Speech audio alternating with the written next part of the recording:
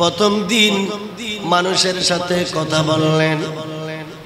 দুনিয়াতে এসে মায়ের গর্ভ থেকে পড়ে যখন কথা বলা শুরু করে দিলেন, সারা দুনিয়ার মানুষ আতঙ্কিত হয়ে গেল, আশ্চর্য হয়ে গেল। কি ব্যাপার, এমন একজন শিশু পৃথিবীতে আগমন করলেন।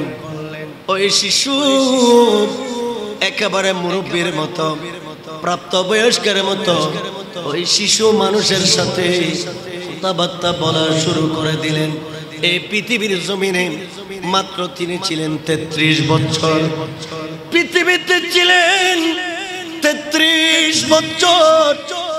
33 বছর বয়সে আল্লাহ কামুল হাকিমিন ঈসা আলাইহিস সালামকে চতুর্থ আসমানে জীবিত অবস্থায় তুলে ফেলেছেন। ঈসা নবী আমার দয়াল নবীর ধর্ম দেখে, আমার দয়াল নবীর মর্যাদা দেখে, আমার দয়াল নবীর ইজ্জত দেখে, দয়াল নবীর উম্মতের সম্মান দেখে, মর্যাদা দেখে কেঁদে কেঁদে আল্লাহর দরবারে ফরিয়াদ করতেন। কেন আল্লাহ তুমি আমাকে নবী বানাইছো? কেন তুমি আমাকে নবী বানাইলা? আল্লাহ তুমি যদি নবী না বানাইয়া আখির নবীর উম্মত বানাইতে, আমি ঈসা নবী হওয়ার চেয়ে বেশি খুশি হতাম। মোহব্বত নিয়ে বলবেন না সুবহানাল্লাহ। শুক্রবারে তো মসজিদ ফাটাই ফেলেন সুবহানাল্লাহর আওয়াজ দিয়ে। আজকে সুবহানাল্লাহর আওয়াজ নাই কেন? এত ঠান্ডা হয়ে গেলেন কেন? মোহব্বতের জোয়ার নিয়ে বলতে হবে। ঈসা আলাইহিস সালাম ইনি কেঁদে কেঁদে আল্লাহর দরবারে ফরিয়াদ করতেন, আল্লাহ নবী হতে চায় না, আল্লাহ আমি নবী হতে চাই না, আমি আখিরে নবীর উম্মত হতে চাই, আখিরে নবীর উম্মত হতে চাই। কেন? আল্লাহ বলেন কেন? আল্লাহ আখির নবীর উম্মত, আখির নবীর উম্মত অন্যান্য যুগের নবীর চেয়ে আখির নবীর উম্মত দামি, আখির নবীর উম্মত শ্রেষ্ঠ। কুনতুম খায়রা উম্মাতিন উখরিজাত লিন্নাস। আল্লাহ পাক কোরআন কারীমে স্পষ্ট বলে দিলেন, আল্লাহ জানিয়ে দিলেন, ও আমার বান্দা, লাকাদ খালাকনাল ইনসানা ফি আহসানি তাকওয়িম সুম্মা রাদাদনাহু আসফালা সাফিলিন।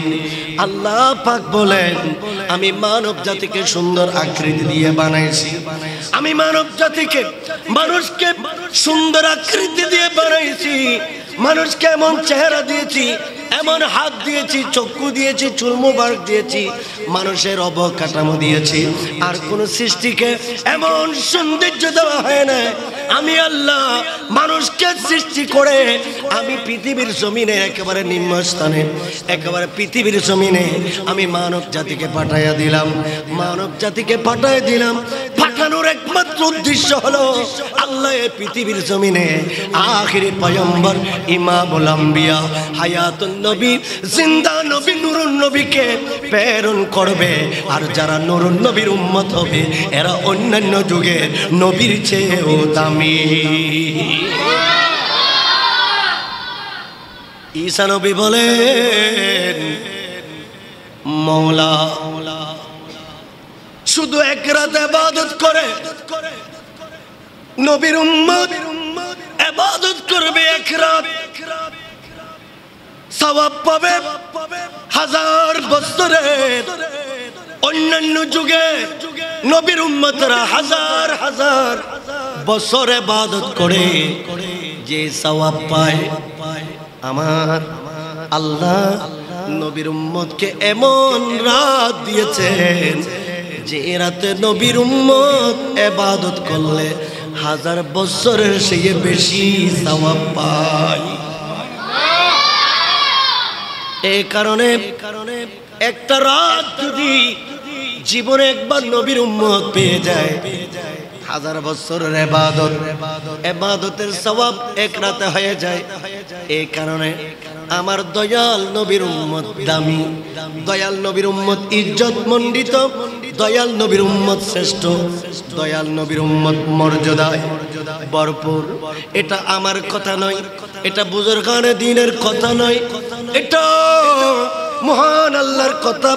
পবিত্র কালামুল্লাহ শরীফে আল্লাহ বয়ান দিয়েছেন, কুনতুম খায়রা উম্মাতিন উখরিজাত লিন-নাস। আদম নবী থেকে আমার দয়াল নবী পর্যন্ত কোটি কোটি কোটি সমস্ত নবীর উম্মত পৃথিবীতে প্রেরণ করা হয়েছে, কিন্তু নবীর উম্মতের মধ্যে আমি আল্লাহ শুধুমাত্র আখির নবীর উম্মতকে শ্রেষ্ঠ বানিয়েছি। আরো জোরে বলেন না সুবহানাল্লাহ। আল্লাহুম্মা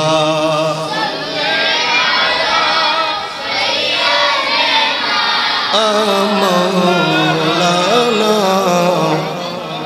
ওয়া আলা আলি সাইয়্যিদিনা।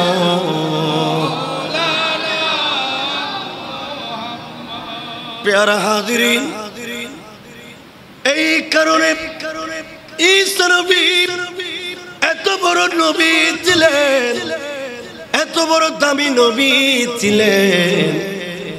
ঈসা আলাইহিস সালাম আল্লাহর কাছে সিজদায় পড়ে ফরিয়াদ করতেন, আল্লাহ নবী কেন বানাইলা? আল্লাহ নবী না বানাইয়া আখির নবীর উম্মত বানাইলে বেশি খুশি হইতাম। এভাবে যখন ফরিয়াদ করে, আজকে ফরিয়াদ করে, আল্লাহ আমাকে কেন নবী বানাইলা? আখির নবীর উম্মত বানাও। কালকে ফরিয়াদ করে, আল্লাহ আমাকে কেন নবী বানাইলা? আখির নবীর উম্মত বানাও। এইভাবে ঈসা নবী এভাবে ফরিয়াদ করতে করতে করতে করতে হঠাৎ করে মরুভূমিতে যাইয়া আল্লাহর একটা কুদরত দেখে ঈসা নবী কেঁদে কেঁদে বলে, আল্লাহ আমি আর নবী হয়ে থাকতে চাই না, আখিরে নবীর উম্মত হয়ে থাকতে চাই। 33 বছর বয়সে আল্লাহ চতুর্থ আসমানে ঈসা নবীকে তুলে ফেলেছেন। নবী গো, এতদিন 33 বছর পর্যন্ত আপনি দুনিয়ার জমিনে নবী ছিলেন। 33 বছর বয়সে আপনাকে চতুর্থ আসমানে তুলে ফেলেছি, কিন্তু আমি আল্লাহ আবার চতুর্থ আসমান থেকে দুনিয়ার জমিনে আপনাকে পরবর্তী হায়াতটাকে আমার নবীর উম্মত বানিয়ে দুনিয়াতে প্রেরণ করব। আরো জোরে বলেন না সুবহানাল্লাহ। আল্লাহুম্মা সাইয়্যিদিনা মাওলানা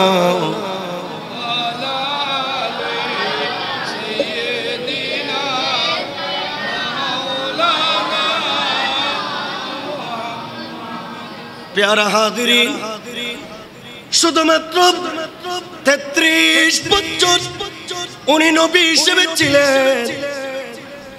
লাখ লাখ মানুষ ঈসা নবীর কালমা পড়ে ঈসা নবীর উম্মত হয়ে যায়। এরা বিভিন্ন সময়ে ঈসা নবীকে বিভিন্ন কথা বলতো। ঈসা নবীকে আল্লাহ একটা ক্ষমতা দিয়েছিলেন, ঈসা নবীকে আল্লাহ একটা ক্ষমতা দিয়েছেন। প্রত্যেক নবীকে আল্লাহ আলাদা আলাদা ক্ষমতা দিয়েছেন। ঈসা নবীর একটা ক্ষমতা ছিল মাটি দিয়ে পুতুল বানাতেন, মাটি দিয়ে পুতুল বানাতেন, মাটি দিয়ে পাখি বানাইতেন। ওই পাখির ভিতরে উনি জবান দিয়ে ফুঁক দিলে মানুষের মতো রূহ এসে যেত, পাখিটা জীবিত হয়ে আকাশের মধ্যে উড়াল দিত। ঈসা আলাইহিস সালামকে আল্লাহ একটা ক্ষমতা দিয়েছেন। কি রকম ক্ষমতা? আমরা মাটি দিয়ে খেলনার জিনিস বানাই না, বাচ্চারা বানাই না, মাটি দিয়ে অনেক কিছু বানাই। ঈসা আলাইহিস সালাম মাটি দিয়ে পুতুল বানাতেন, মাটি দিয়ে পাখি বানাতেন, মাটি দিয়ে অনেক কিছু উনি বানাতেন। আর সেই মাটি দিয়ে পুতুল পাখি বানিয়ে সেখানে যদি ফুঁক দিতেন, সাথে সাথে সেই পুতুলটা, সেই পাখিটা আল্লাহর সৃষ্টি সেই পাখির মতো একটা পাখি হয়ে আকাশে উঠতে পারত, আকাশে উড়াল দিত। এটা ঈসা আলাইহিস সালামের মুজিজা ছিল। এই ক্ষমতা দেখে লক্ষ লক্ষ মানুষ ঈসা নবীর কালমা পড়ে ঈসা নবীর উম্মত হয়েছিলেন। বলবেন না সুবহানাল্লাহ? এটা ঈসা নবীর ক্ষমতা। ঈসা আলাইহিস সালাম ফুঁক দিয়ে পাখি বানালেন, আল্লাহর সৃষ্টির মতো পাখি হয়ে গেল। শিরিক হলো, শিরিক হলো। আল্লাহ কাজ, পাখি সৃষ্টি করবেন আল্লাহ, পশু সৃষ্টি করবেন আল্লাহ। সৃষ্টি যত রকমের সৃষ্টি আছে সব সৃষ্টি আবিষ্কার করবেন আল্লাহ। এটা আল্লাহর কুদরত। এখন ঈসা আলাইহিস সালাম ইনি মাটি দিয়ে পুতুল বানিয়ে ওইখানে শুধু একটা ফুঁক দিয়েছেন। ফুঁক দেওয়ার কারণে ওই পুতুলটা জীবিত হয়ে গেল, ওই পাখিটা জীবিত হয়ে গেল। আল্লাহর কাজ ঈসা আলাইহিস সালামের হাত দিয়ে করেছেন। এটা আল্লাহ ঈসা আলাইহিস সালামকে ক্ষমতা দিয়েছেন। এই রকমের নবীদের ক্ষমতা দেখে যেন বিধর্মীরা দুর্বল হয়ে যায়, এরা যেন নবীদের উপরে ঈমান আনতে পারে। আল্লাহ এই রকমের 2,24,000 3,36,000 নবী রাসূলকে এক একটা ক্ষমতা দিয়েছেন। সমস্ত নবী রাসূলকে যত ক্ষমতা দিয়েছেন সবগুলি একত্র করে আখিরি নবীকে এইগুলোর চেয়ে কোটি গুণ বেশি ক্ষমতা দিয়েছে। আরো জোরে বলেন না সুবহানাল্লাহ। আমার রাসূলকে, সমস্ত নবী রাসূলকে যে ক্ষমতা দেওয়া হয়েছে, সমস্ত নবী রাসূলকে যে ক্ষমতা দেওয়া হয়েছে, আমার পেয়ারা নবীকে এর চেয়ে হাজার কোটি গুণে বেশি কি দেওয়া হয়েছে? ক্ষমতা দেওয়া হয়েছে, ক্ষমতা দেওয়া হয়েছে। ঈসা আলাইহিস সালামকে আল্লাহ ক্ষমতা দিলেন।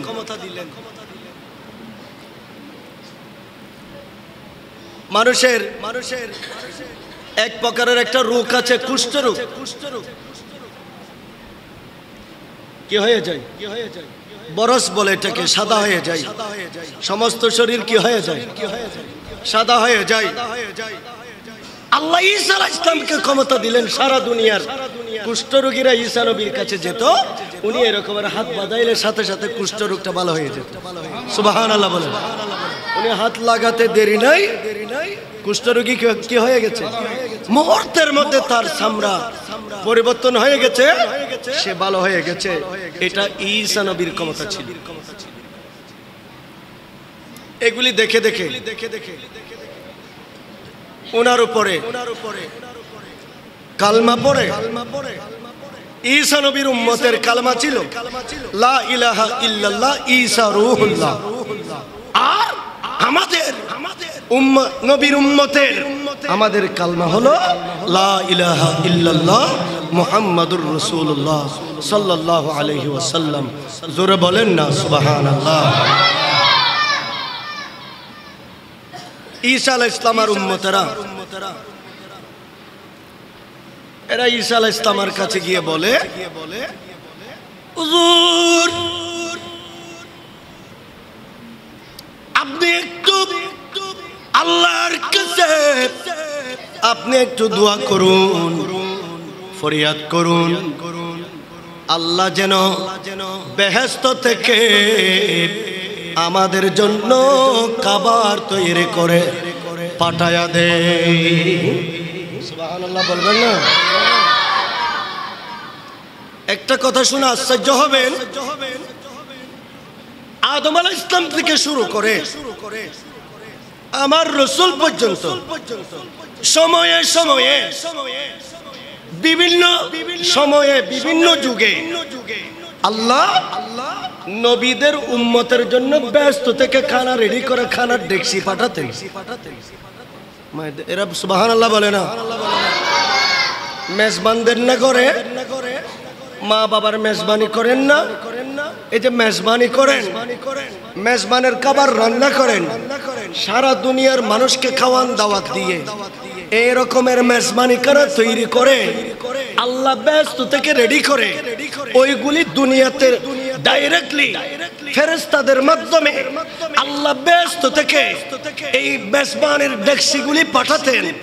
মেজবানের ডেকসি আল্লাহ পাঠাতেন, মেজবানের ডেকসিগুলি আসতো, খাবার আসতো, আর খাবারগুলি নবী রাসূলরা তাদের উম্মতদেরকে বিতরণ করত। সুবহানাল্লাহ। তাদের উম্মতদেরকে কি করত? বিতরণ। তবে শর্ত ছিল আল মান্না ওয়াস সালাওয়া, আল মান্না ওয়াস সালাওয়া।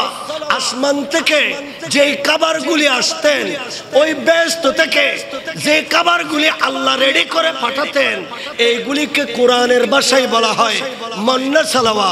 এগুলিকে মান্না সালাওয়া বলে, এগুলি বেস্তি খাবার। কিন্তু শর্ত ছিল আপনারা নিজ নিজ উম্মতদেরকে বলে দেবেন, এরা ডেকসি বড় করে নিয়ে যাবে, কিন্তু বেলার খাবার বেলায় কে ফেলতে হবে, অবশিষ্ট রাখা যাবে না, ফ্রিজে রাখা যাবে না, এগুলি বাকি দিনে খাওয়ার জন্য সংগ্রহ করা যাবে না, বেলার খাওয়া বেলায় শেষ করতে হবে। এইভাবে এই নীতি ঠিক থাকলে আল্লাহ পাক বলেন কিয়ামত পর্যন্ত কোনো ঘরে রান্না করতে হবে না। আল্লাহ প্রত্যেক বেলায় ফেরেশতা দিয়ে প্রত্যেক ঘরে ঘরে খাবার পাঠিয়ে দিত। জোর বলেন না সুবহানাল্লাহ। আল্লাহর কথার নীতির বাইরে যখন বান্দা চলে গেল, ব্যস্ত থেকে খাবার পাঠানোটা আল্লাহ কি করে দিলেন? এরা কথা বলে না, ব্যস্ত থেকে খাবার পাঠানোটা আল্লাহ বন্ধ করে দিয়েছে। এখন দীর্ঘদিন বন্ধ ছিল। ঈসা আলাইহিস সালামের উম্মতের কাছে সেই কথাটা মনে আছে যে মুসা আলাইহিস সালাম পর্যন্ত খাবারটা আসছে, বন্ধ হয়ে গেছে। এখন আমাদের নবী, যিনি মাটির পুতুল বানিয়ে ফুঁক দিলে সেটা জীবিত হয়ে যায়, অন্ধ মানুষ মায়ের পেট থেকে অন্ধ অবস্থায় দুনিয়াতে আসছে, নিজে চোখ দেখে নাই, চোখগুলি মায়ের গর্ভ থেকে অন্ধ ছিল। ঈসা আলাইহিস সালাম ওই বাচ্চার চোখে হাতটা মালিশ করলে চক্ষু ফিরে পেত, তার চক্ষুর দৃষ্টি খুলে যেত। একজন কুষ্ঠরোগীকে তার হাতে তার গায়ে হাত লাগালে কুষ্ঠরোগ চলে যেত। এই কারণে ওনার উম্মতরা ফরিয়াদ করলো, ওনার কাছে আরজ করলো, আপনি আপনার বন্ধুকে আল্লাহকে একটু বলেন না, আল্লাহ যেন আসমান থেকে আমাদের জন্য একটু খাবার পাঠায়। জোর বলেন না সুবহানাল্লাহ। আমি নবীজির পাগল, আমি মদিনার দুলবালি মোর নয়নের কাজল, আমি নবীজির পাগল। আর জোরে আমি নবীজির পাগল, মদিনার দুলবালি মোর নয়নের কাজল, আমি নবীজির পাগল, আমি মদিনার। আমার জিকির নবী নবী, দু চোখে মদিনার ছবি, দু চোখে মদিনার ছবি। নবীর প্রেমে দিতে রাজি, নবীর প্রেমে দিতে রাজি, জীবনের সকল, আমি নবীজির পাগল, আমি নবীজির পাগল। ঈসা আলাইহিস সালাম ইনার উম্মতেরা ইনার কাছে ফরিয়াদ করলো, হুজুর আপনি একটু আল্লাহকে বলেন, আল্লাহ যেন আমাদের বিনে কে বুঝিবে দয়াল নবীর শান আশিকি বিনে কে বুঝিবে আদম থেকে ঈসা নবী নফসি নফসি করবেন সবই কিন্তু উম্মতি বলবেন নবী হাসরের ময়দান আশিকি বিনে কে বুঝিবে আর জোরে আশিকি বিনে কে বুঝিবে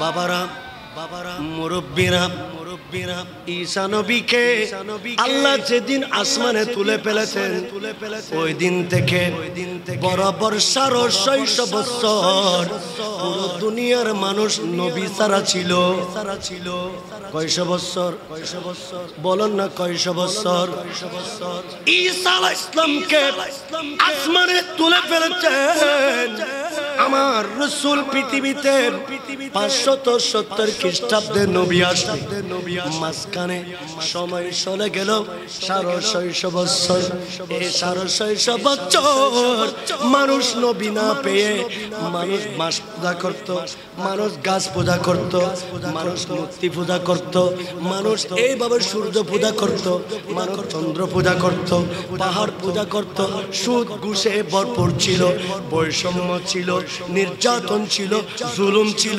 অত্যাচার ছিল স্বৈরাচার ছিল এইভাবে প্যারা হাজরিন বৈষম্য ছিল মানুষের মধ্যে ইত্তেফাক ছিল না দয়া মায়া ছিল না মেয়ে সন্তান জন্ম লাভ করলে মেয়েকে জীবন্ত কবর দিয়ে ফেলা হতো আরে এমন পরিবেশ যখন সৃষ্টি হলো পুরো জগৎ জুলুমের আঁধারে অন্ধকার হয়ে গেল অন্ধকারাচ্ছন্ন হলো সূর্য ওঠার পরে দুনিয়া আঁধার রাতের বেলায় চন্দ্র ওঠার পরে আর দুনিয়া আঁধার তারকা উদয় হওয়ার পরে দুনিয়া আঁধার এই কারণে আমার দয়াল নবী প্যারা নবী মুস্তাফাকে আল্লাহ পৃথিবীতে প্রেরণ করলেন যেন বৈষম্য চলে যায় যেন মানুষের মধ্য থেকে নির্যাতন নিপীড়ন অত্যাচার জুলুম নির্যাতন গুম খুন ইত্যাদি চলে যায় যেন নূরের আলো দিয়ে পুরো জগৎ আলো হয়ে যায় আর বলেন না সুবহানাল্লাহ আল্লাহ কোরআনে বলেন আল্লাযীনা ইউরিদুনা লিইউতিয়ু নূরাল্লাহ বিআফওয়াহিহি ওয়াল্লাহু মুতিম্মু নূরিহি ওয়ালাউ কারিহাল কাফিরুন এই আয়াতে কারিমাটা এইভাবে এসেছে কিন্তু এক জায়গায় নয় অন্য অনেক জায়গায় কোরআনের অনেক জায়গায় এসেছে এক জায়গায় বলে কাফিরিন আরেক জায়গায় বলে মুশরিকিন এইভাবে আসলো যখন আমার দয়াল নবী প্যারা নবী মুস্তাফা নূরের ঝলক নিয়ে আসলেন আমার নবীর দাদা খাজা আব্দুল মুত্তালিব বলেন ঈদে মিলাদুন নবীর রাত 11 তারিখের রাত সুবে সাদেকের আগে আমি আব্দুল মুত্তালিব কাবা শরীফের তাওয়াফ করতেছিলাম আমি কাবা তাওয়াফ করার জন্য গেলাম আরে জাহিলি যুগে মানুষ কাবা তাওয়াফ করত যেভাবে আখির নবীর উম্মত কাবা তাওয়াফ করে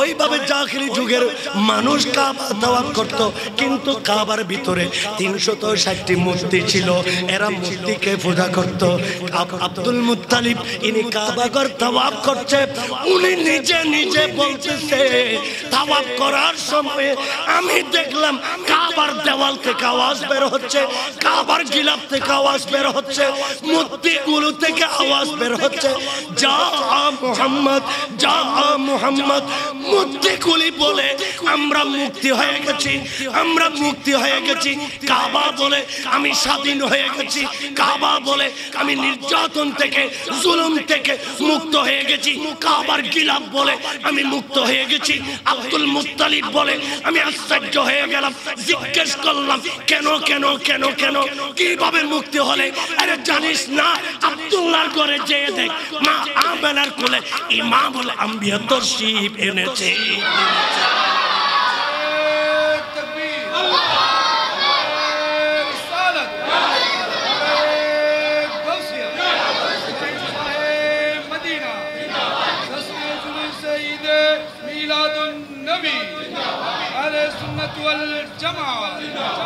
আল্লাহুম্মা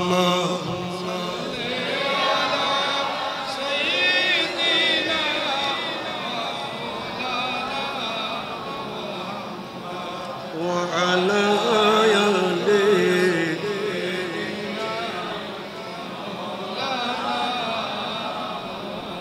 Allahumma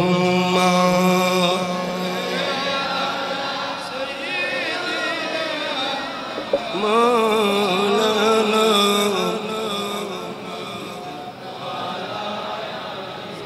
Sayyidina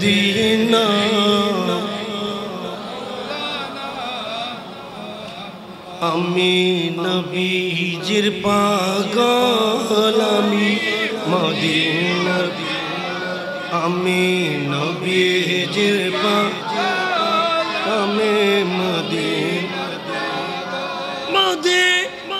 দুলবলি নয়নের কাজল আমি নবীজির পাগল আমি মদিনা আমি নবীজির মদিনার সালাতুন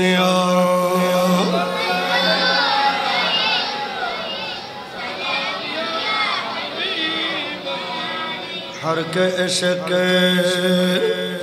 मुस्तफा सा मानऊस बहर बरदर गोशायदा मानऊस सालातुन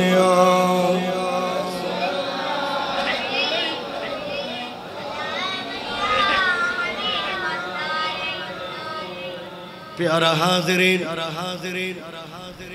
আমার রাসূল যখন পৃথিবীতে এলেন নবী একটু একটু হাঁটে আমার রাসূল একটু একটু হাঁটে মক্কার অলিতে গলিতে আমার নবী হাঁটেন দুনিয়ার কোন মানুষ হাঁটলেন আকাশের মেঘ ছায়া দেয় না দুনিয়ার কোন রাজা মন্ত্রী হাঁটলে সবুজ গালিচা বিছিয়ে দেওয়া হয় না মক্কার মানুষের একটি কথা মক্কার মানুষের একটা বক্তব্য সারা দুনিয়ার মানুষ দেখেছে আমার দয়াল নবী যখন ঘর থেকে বের হতেন আকাশের মেঘ মালা এসে আমার নবীকে ছায়া দিতে নবী যেদিকে হাঁটতেন মেঘমালা ওইদিকে হাঁটতো আমার রাসূল যেদিকে হাঁটতেন মেঘমালা ওইদিকে হাঁটতেন জুরকানি আলাল মাওয়াহিব এটা হাদিসে পাকের বড় কিতাব এই কিতাবের দ্বিতীয় খণ্ডে কিতাব ওয়ালা লিখেন আমার নবী যখন মক্কার ঘর থেকে বের হতেন মক্কার চতুর্দিকে সব রাস্তাঘাট পাথরের এটা মরুভূমি মরু এলাকা পাথরের মতো রাস্তাঘাট পাথরের কিন্তু কঠিন কঠিন পাথর আমার দয়াল নবীর নূরানি কদম আমার রাসূলের কদম পাক পাথরের লাগার সাথে সাথে পাথরটা মোমের মতো গলে যেত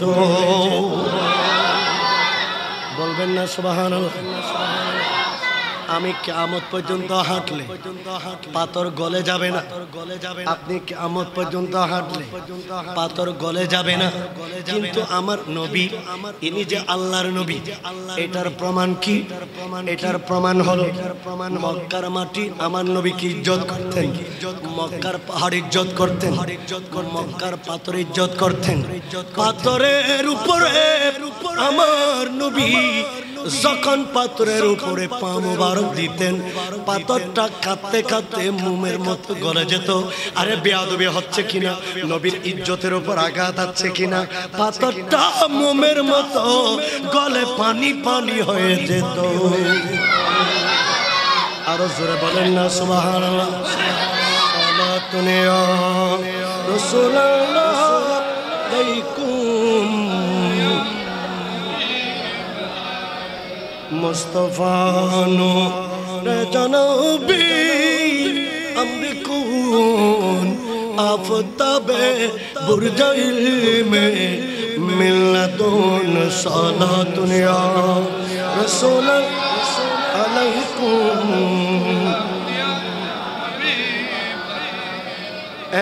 হাদিসে পাকে বলেন ইজা মাশা গাসা কদমাহু ফিল হিজারা।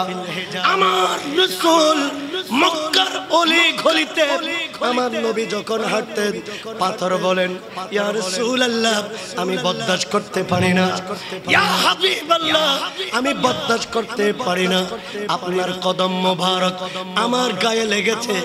পাথরটা মোমের মতো গলে যাচ্ছে। মোমকে যখন জ্বালিয়ে দেওয়া হয় মোম গলে যায়, আরে পাথরকে জ্বালানো হয় না, পাথর গলে যাচ্ছে, পাথর গলে যাচ্ছে। বিহাইসু বাকিয়া যালিকা ইলাল আন তাবারাকু বিহি। এই কারণে আমার রাসূল যখন এইভাবে হাঁটার সময় যখন পাথর গলে যাচ্ছে, সাহাবায়ে কেরাম এই পাথরগুলি মক্কার জমিন থেকে নিয়ে সাহাবায়ে কেরাম ঘরে নিয়ে যাচ্ছে।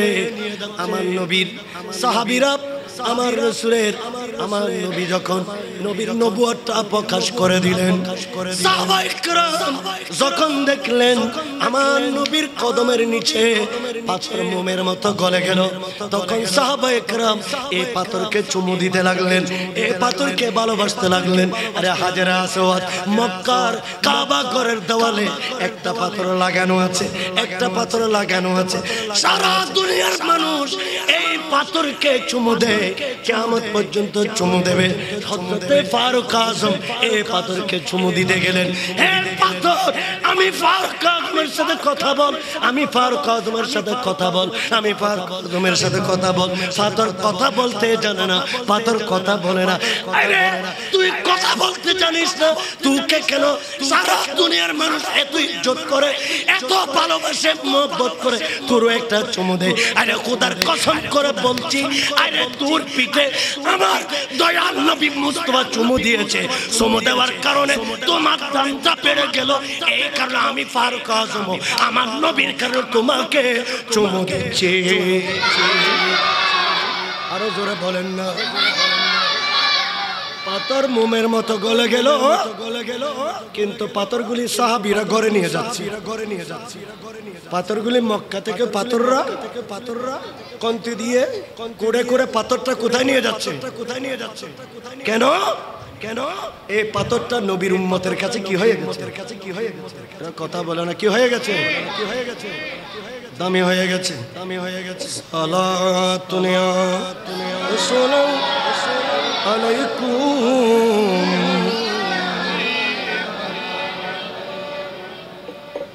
প্যারা হাজিরিন, সাহাবায়ে কেরামদেরকে মক্কার মানুষ জিজ্ঞেস করে, মক্কার মানুষ কাফেররা জিজ্ঞেস করে, পাথর নিয়ে গেলে সবার ভালো লাগবে না, পাথর নিয়ে গেলে সবার ভালো লাগবে, বলেন না সবার ভালো লাগবে। কারণ এই পাথর কথাবার্তা বলতে জানে না, এই পাথরের কোনো কর্মক্ষমতা নাই। এই কারণে পাথরটা যখন সাহাবীরা নিয়ে যাবে, এই কারণে কাফেরদের গায়ে লাগে।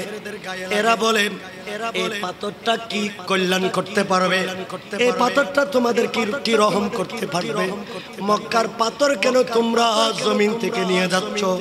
তখন সাহাবীরা বলে দিলেন তাতাবাররাকু বিহি, এই পাথরটা আমার ঘরে থাকলে আজীবন আল্লাহর পক্ষ থেকে বরকত হবে। যেহেতু এই পাথরের উপরে আমার নবীর কদম পাক লাগার কারণে পাথরটা মোমের মতো কি হয়ে গেছে, গলে গেছে। এই পাথরকে সাহাবীরা জিয়ারত করলেন, বুজুর্গান দিনরাত জিয়ারত করা শুরু করে দিলেন। ওয়াতাজিমহু, এই পাথরকে এরা ইজ্জত করলেন। যদি পাথরের সাথে আমার নবী কদম পাক লাগার কারণে পাথর যদি সারা দুনিয়ার জন্য ইজ্জত মণ্ডিত হয়ে যায়, আমার রাসূল স্বয়ং নিজে দুনিয়াতে চলে এলেন। নবী আসার কারণে উম্মতের জন্য কেমন ইজ্জতের বিষয় হবে। আমার রাসূল যখন আলো দিচ্ছিলেন, কোনদিন মানুষের সাথে ফসাদ করে নাই, কোনদিন ঝগড়া করে নাই, মন্দ কথা বলে নাই। আমার প্যারা নবী বলেন, আমার কাজ হলো সত্য বলা, সত্য প্রতিষ্ঠা করা। গালি দেওয়া ফাসিকি, গালির কারণে শুধু মুখ খারাপ হয় তাই না, মুখ ফসা হয়ে যায়। পোড়া উঠলে পুঁজ ধরলে যেভাবে পচে যায়, মানুষ গালি দিলে গালের কারণে মুসলমানের মুখ পচে যায়।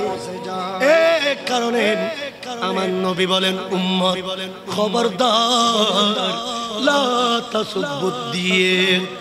এমনকি তোমরা শুধু মানুষকে গালি দেবে না তাই না, যদি ঘরের একটা মুরগ দেখো, ঘরের একটা মুরগি দেখো, এই মুরগিকে পর্যন্ত মুসলমান গালি দেওয়ার অধিকার নাই। মুরগিকেও তোমরা কি দিও না, গালি দিও না। এটা আমি নবী মুস্তাফার চরিত্র নয়, এটা আমার আদর্শ নয়। আমি নবী এই কারণে আসি নাই, আমি শান্তির বাগান উপহার দেওয়ার জন্য এসেছি। আল্লাহর রাসূলের আলোচনা দেখে, আল্লাহর হাবিবের মিষ্টি কথা দেখে বনের বাঘ ভাল্লুক আমার নবীর কালমা পড়ে এরাও কালমা পড়া আরম্ভ করে দিল। বনের পশু পাখি নবীর কালমা পড়া আরম্ভ করে দিল। গাছপালা নবীকে সালাম দিল। আমার নবীর কালমা পড়া আরম্ভ করে দিল। এটা কাফেরদের ভালো লাগে না।